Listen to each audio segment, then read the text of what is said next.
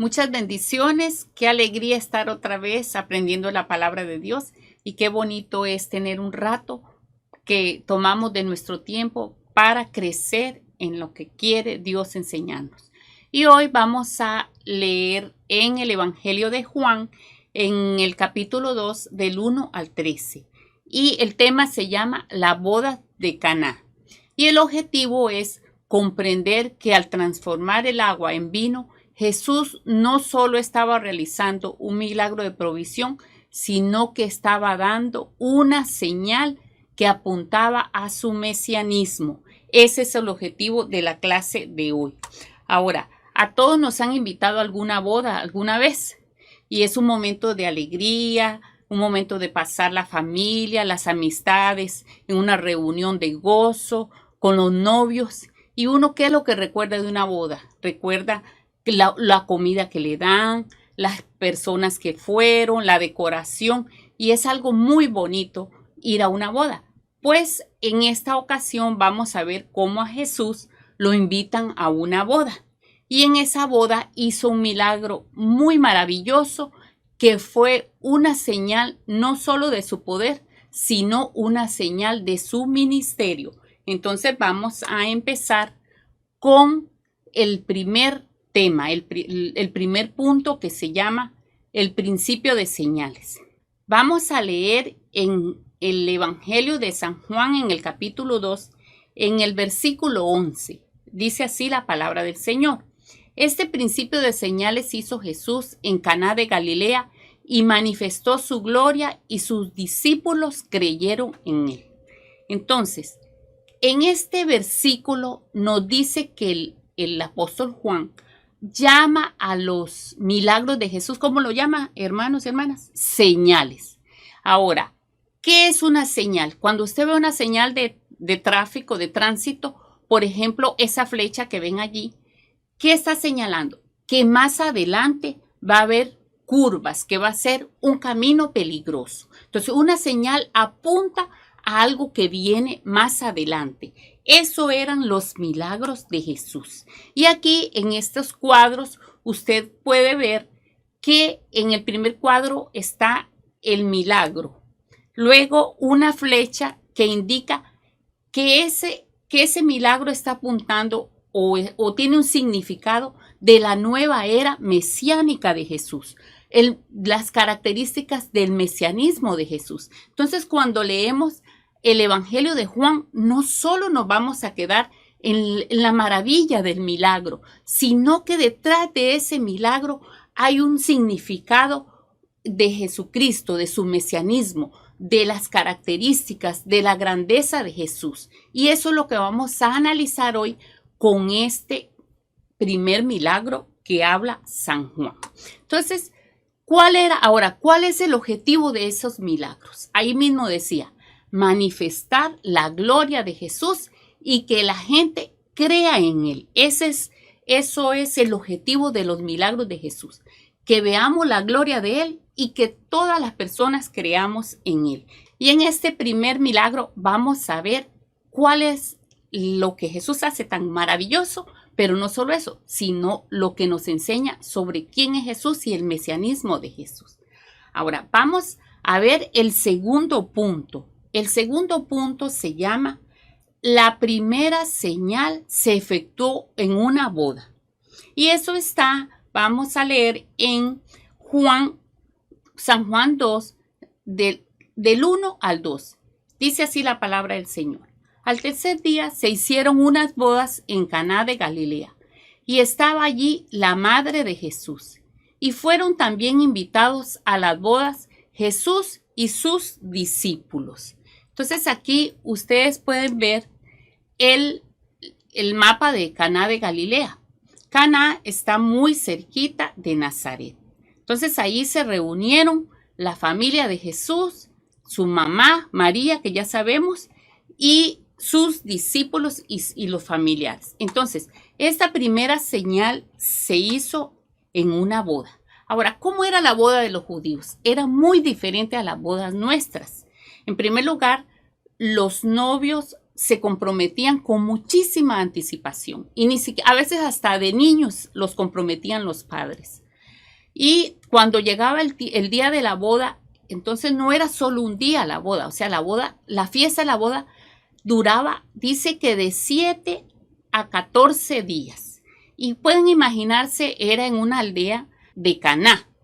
Entonces allí la gente estaba deseando que hubiera una boda, porque todo el mundo, los que estaban, los vecinos, los familiares, iban.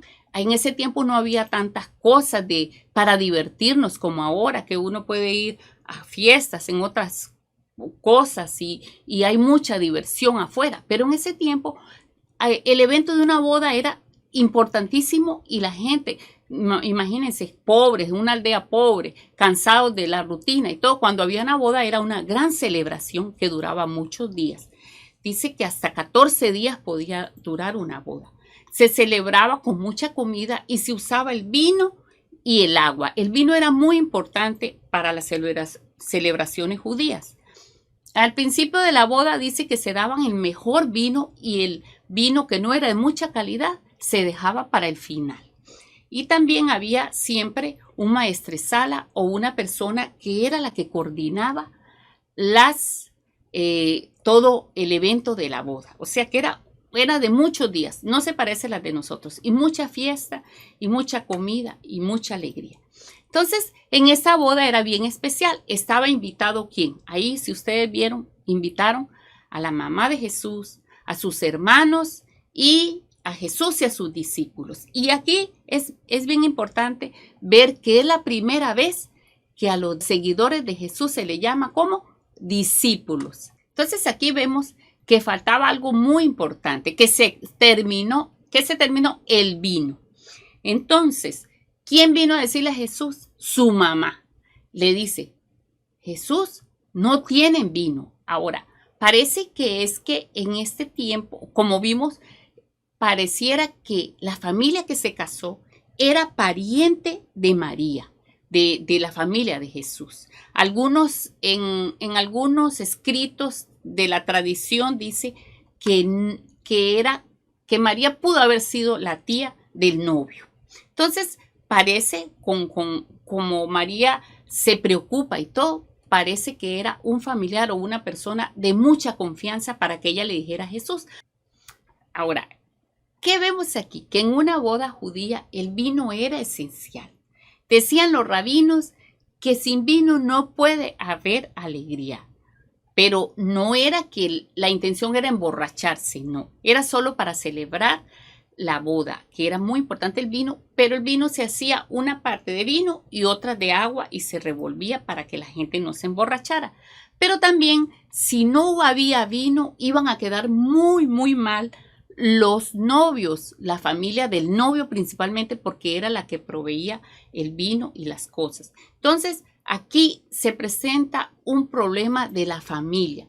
No hay vino y hay que resolver esa situación porque iban a quedar muy mal delante de la gente. Entonces, la familia quizás era muy humilde y era un problema de escasez. Había un problema económico de escasez. Entonces, María le dijo a Jesús, su mamá, no hay vino.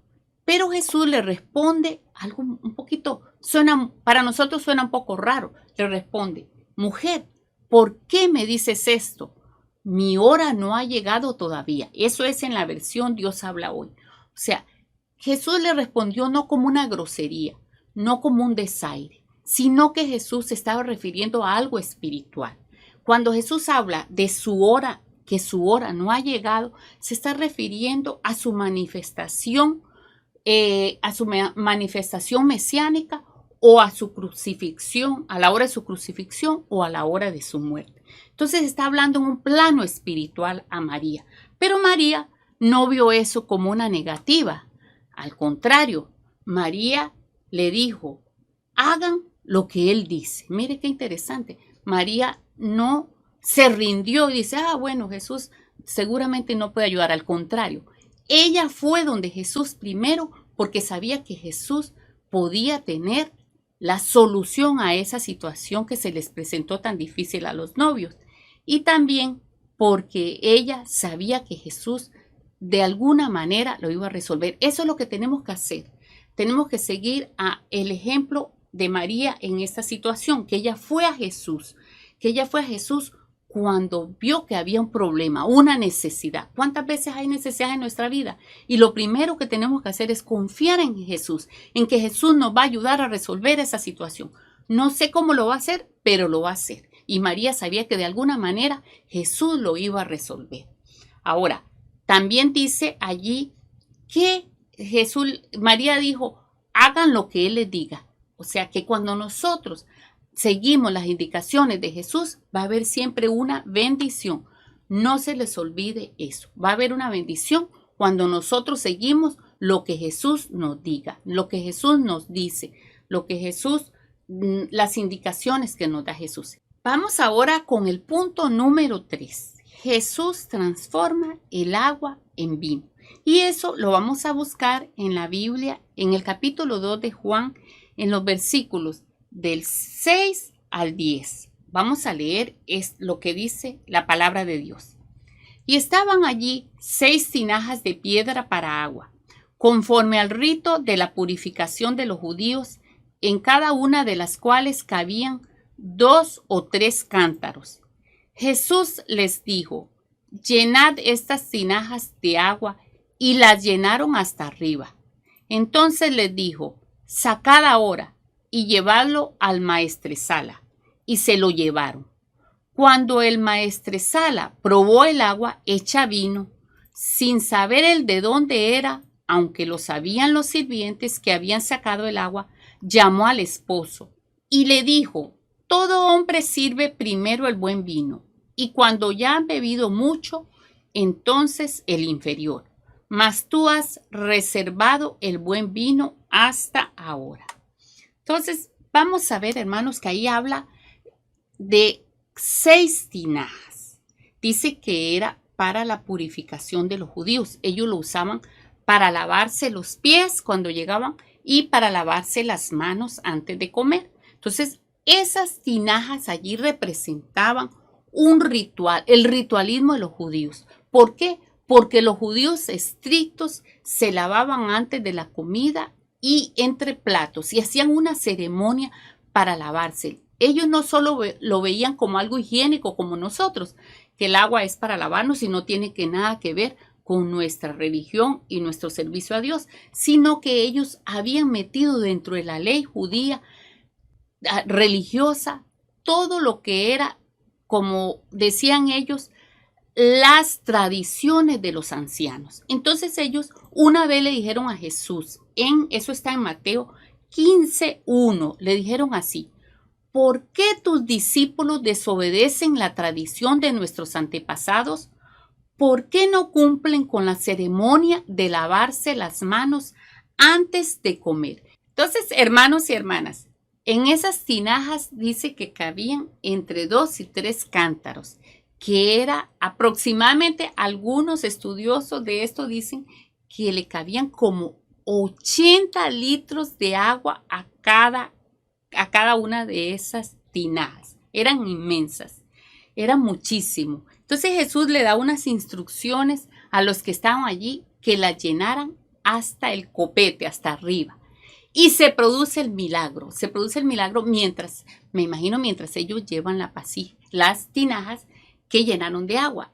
Y se transforma el agua en vino. Y cuando se lo dan al coordinador, al maestresala, lo prueba y dice, bueno, le va y le dice al novio, ¿cómo es eso que tú diste el mejor vino al final y no al principio? ¿Por qué? Porque Jesús, cuando hizo ese milagro, hizo un vino de calidad, un vino en abundancia. Entonces, por aquí vemos que había algo muy interesante también para que sepamos la relación de este milagro con el mesianismo de Jesús. El que proveía el vino era la familia del novio, el novio y la familia. Entonces, aquí también vemos que Jesús es el que provee el vino en esta boda. Esto tenía un significado mesiánico de lo que Jesús iba a hacer con su iglesia. El vino representaba la alegría de la boda y también representa la alegría en el banquete que Dios tiene preparado para su pueblo. Eso está en Isaías 25:6. Dice así Isaías 25:6. Y Jehová de los ejércitos hará en este monte a todos los pueblos banquete de manjares suculentos, banquete de vinos refinados, de gruesos tuétanos y de vinos purificados. Eso está en Isaías 25:6. Entonces, el vino está relacionado con la alegría de una fiesta. Ahora, cuidado, no vamos a malinterpretar lo que dice la Biblia, porque mucha gente agarra la Biblia para justificarse una mala conducta. Aquí no se está refiriendo a eso. El vino aquí tiene un significado espiritual muy grande de lo que es el mesianismo de Jesús, porque mucha gente agarra este pasaje precisamente para justificar su alcoholismo o para querer tomar bebidas alcohólicas. Proverbios 21, ¿qué dice? El vino hace insolente al hombre, las bebidas fuertes lo alborotan, bajo sus efectos nadie actúa sabiamente. Y después dice en Efesios 5:18, no se emborrachen con vino, porque eso les arruinará la vida. En cambio, sean llenos del Espíritu Santo. Por eso, hermanos, cuidémonos de las personas que andan malinterpretando la Biblia para después hacer conductas erradas. Ahora, ¿qué vemos en este milagro, hermanos y hermanas? Vemos cosas extraordinarias que Jesús hizo. Primero vemos el poder de Dios para transformar el agua, simple agua, en vino. Eso es un milagro tremendamente grande. ¿Por qué? ¿Quién puede hacer eso? Solo el poder de Dios. Solo Dios puede transformar una cosa en otra. Solo Dios puede transformar un momento de dolor, de sufrimiento, en un momento de alegría. Solo Dios puede transformar un cuerpo enfermo en un cuerpo sano. Y Dios lo puede hacer. ¿Qué dice la Biblia? Para Dios no hay nada imposible. Y cuando Dios da la bendición, la da en abundancia. Y es algo de calidad. Dice la Biblia que la bendición de Yahvé no añade tristeza, sino alegría. Ahora, ¿qué más vemos en este tremendo milagro? Que Jesús resolvió un problema económico de una familia, de una aldea allá en Caná. Quizás ellos no tenían suficiente dinero para mandar a traer más vino, para comprar más vino, y Dios le resolvió un problema. Así nosotros, en medio de este problema de la pandemia, en medio de las situaciones de la vida, Dios nos provee aún donde uno cree que no haya nada. ¿Por qué? Porque Dios es poderoso y Dios se preocupa de las necesidades de una familia. Precisamente el primer milagro lo hizo con una familia que estaba empezando ya su vida de novios, de casados. Y Dios siempre se preocupa por las necesidades de la familia. Se preocupa por aquella familia que quizá en ese momento se quedó sin trabajo, pero Dios de alguna manera le provee para su necesidad. Y Dios es poderoso para abrir puertas. ¿Lo creen, hermanos? Yo sí lo creo. Y usted también, ¿verdad? Ahora vamos a ver qué dijimos al principio, que los milagros de Jesús, según el apóstol Juan, señalan, son señales que nos indican acerca del mesianismo de Jesús. Vamos a ver el significado de esta señal. Entonces, lo primero que vimos fue que el mejor vino se da al principio y Jesús hizo el mejor vino para el final y el maestresala dijo, ¿pero cómo? Le dijo al novio, ¿cómo es que tú estás dando el mejor vino hasta el final? Era al principio que tenías que darlo. Entonces, ¿qué significa esto? Que el primer vino, según lo que hemos visto, es el Antiguo Testamento. Es la ley mosaica, el primer vino. Y el segundo vino es la época mesiánica de Jesús, la época de la gracia. Entonces, el mejor vino no fue el del Antiguo Testamento, es el Nuevo Testamento con la gracia de Dios. Eso significa, esa fue la primera señal que vemos aquí. Entonces, que el mejor vino significa el tiempo de la gracia, el tiempo de Jesucristo, no el tiempo mosaico, el tiempo del Antiguo Testamento, no, sino que es el nuevo pacto, es la época de Jesús. Como dice San Pablo, no del vino que embriaga. ¿Qué dice en Efesios 5:18? No se embriaguen con vino en el cual hay disolución.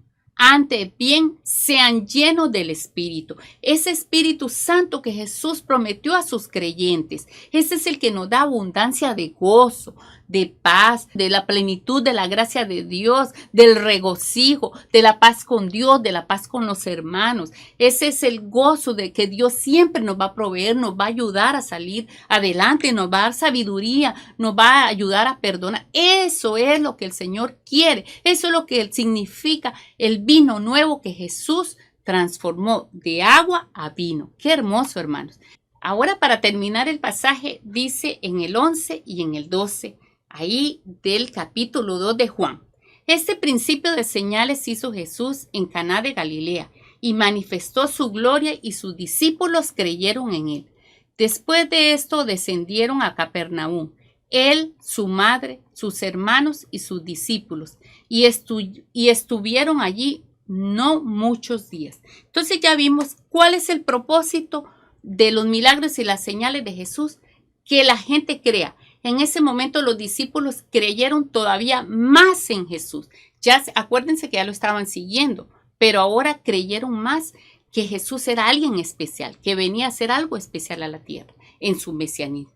Entonces de aquí en adelante el apóstol Juan, el evangelista, nos va a mostrar que Jesús sustituye todas esas leyes rituales y sacrificales del Antiguo Testamento por la fe en él, por la fe en el Hijo de Dios. Entonces, por eso tenemos que aprender muy bien cuál es el propósito, cómo Juan escribe, y nosotros se nos va a abrir más el entendimiento cada vez y vamos a entender más no solo vamos a ver los milagros como cosas extraordinarias y cosas preciosas que Jesús hace, sino que vamos a ver que ellos tienen un significado tremendo, precioso en la obra de Jesús como Mesías.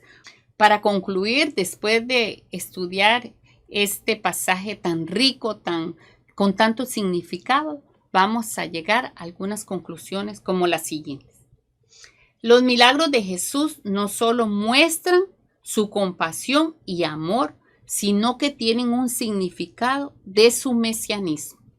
Segundo, al igual que en las bodas de Caná, Jesús tiene poder para resolver cualquier necesidad económica que nosotros estemos pasando ahora mismo, de cualquier necesidad de salud o cualquier necesidad familiar, porque para Él no hay nada imposible, ¿verdad? Tercero, el convertir el agua en vino espiritualmente representa la sustitución del ritualismo del Antiguo Testamento en la fe en Jesucristo. Representa la alegría de la salvación en Jesús. Eso es lo que representa este milagro. 4. El propósito de los milagros es manifestar la gloria de Jesús y que las personas creamos en Él, que más gente conozca a Jesucristo y crea en Él. Ese es el propósito de los milagros. Ahora ahí les queda algunas preguntas de reflexión para las redes y para las personas que quieran profundizar más en este estudio bíblico.